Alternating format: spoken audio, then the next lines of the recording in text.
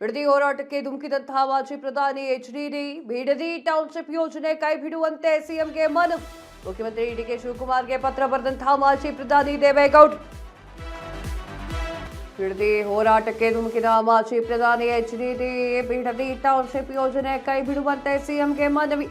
ಮುಖ್ಯಮಂತ್ರಿ ಡಿಕೆ ಶಿವಕುಮಾರ್ಗೆ ಪತ್ರ ಬರೆದ ಮಾಜಿ ಪ್ರಧಾನಿ ದೇವೇಗೌಡರು ಸರ್ಕಾರ ಮನವಿ ತಿರಸ್ಕರಿಸಿದ್ರೆ ಸತ್ಯಾಗ್ರಹದ ಎಚ್ಚರಿಕೆಯನ್ನು ನೀಡಿದ್ದಾರೆ. ಗೌಡ್ ವಿಧಾನಸೌಧ ಗಾಂಧಿ ಪ್ರತಿಮೆಯ ಬಳಿ ಸತ್ಯಾಗ್ರಹ ನಡೆಸುವಂತಹ ಎಚ್ಚರಿಕೆ, ರೈತರನ್ನ ಬೆಂಬಲಿಸಿ ಹೋರಾಟ ಮಾಡ್ತೇನೆ ಅಂತ ಹೇಳಿ ದೇವೇಗೌಡರು ಹೇಳಿಕೆಯನ್ನ ನೀಡಿದ್ದಾರೆ. ಬಿಡದಿ ಟೌನ್ಶಿಪ್ ವಿಚಾರಕ್ಕೆ ಸಂಬಂಧಪಟ್ಟಂತೆ ದೇವೇಗೌಡರು ಲೆಟರ್ ಅನ್ನ ಬರೆದಿದ್ದಾರೆ. ಯಾರಿಗೆ? ಮುಖ್ಯಮಂತ್ರಿ ಡಿಕೆ ಶಿವಕುಮಾರ್ ಅವರಿಗೆ ನಮ್ಮ ಮನವಿಯನ್ನ ತಿರಸ್ಕರಿಸಿದ್ರೆ ಅಲ್ಲಿ ರೈತರಿಗೆ ಕಷ್ಟ ಆಗ್ತಾ ಇದೆ, ನೀವು ನೋಡಿದ್ರೆ ಆ ಕಡೆ ತಿರುಗು ನೋಡ್ತಾ ಇಲ್ಲ, ಅಕಸ್ಮಾತ್ ಬಿಡದಿ ಟೌನ್ಶಿಪ್ ವಿಚಾರವನ್ನ ಮತ್ತೆ ನೀವು ಕೈಗೆತ್ಕೊಂಡು ಕೂತ್ಕೊಂಡ್ರೆ ನಾವು ಹೋರಾಟವನ್ನ ಮಾಡ್ತೇವೆ ಅಂತ ಹೇಳಿ ಸಿಎಂ ಡಿಕೆ ಶಿವಕುಮಾರ್ ಅವರಿಗೆ ಮಾಜಿ ಪ್ರಧಾನಿ ದೇವೇಗೌಡರು ಪತ್ರವನ್ನ ಬರೆದಿದ್ದಾರೆ. ಆ ಪತ್ರದ ಒಂದು ಪ್ರತಿಯನ್ನ ನಿಮಗೆ ನಾವು ತೋರಿಸ್ತಾ ಇದ್ದೀವಿ.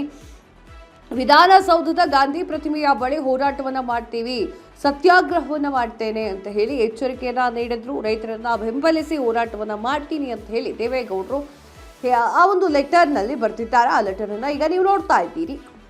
ನಾನೊಬ್ಬ ರೈತನ ಮಗ ಇದ್ದೀನಿ, ನಾನು ಅಬಕಾರಿ ಮಂತ್ರಿ ಅಲ್ಲ ಅಂತ ಹೇಳಿ ಅವರು ಹೇಳಿಕೆಗಳನ್ನ ಕೊಟ್ಟರು. ಅದರ ಜೊತೆಗೆ ಪತ್ರಗಳನ್ನ ಬರೆದು ಸಿಎಂ ಡಿಕೆ ಶಿವಕುಮಾರ್ ಅವರಿಗೆ ನೀಡಿದ್ದಾರೆ. ಅಂದರೆ ರೈತರ ಪರವಾಗಿ ನಿಂತ್ಕೊಂಡು ಬಂದಿರುವಂತಹ ದೇವೇಗೌಡರು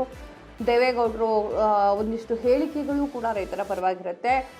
ಎಸ್, ಹೌದು, ಬಿಡದಿ ಟೌನ್ಶಿಪ್ ಶುರು ಮಾಡಬೇಕು ಅಂತ ಹೇಳಿ ಅಂದ್ಕೊಂಡಿದ್ದು ಅವ್ರ ಕಾಲ್ಗಟ್ಟದಲ್ಲೇ, ಆದರೆ ಅದು ಜನರಿಗೆ ತೊಂದರೆ ಆಗುತ್ತೆ ಅನ್ನುವಂಥ ಕಾರಣಕ್ಕಾಗಿ ಅದನ್ನು ನಾವು ಬಿಟ್ಟಿದ್ವಿ ಅಂತ ಹೇಳಿ ಕುಮಾರಸ್ವಾಮಿ ಅವರು ಹೇಳಿಕೆಯನ್ನು ಕೊಟ್ಟಿದ್ರು.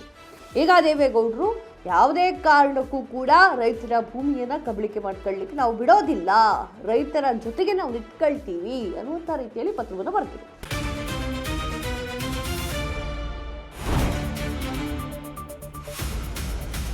ಸಂಪೂರ್ಣ ನ್ಯೂಸ್ 24x7 ಇದು ನೊಂದವರ ಧ್ವನಿ.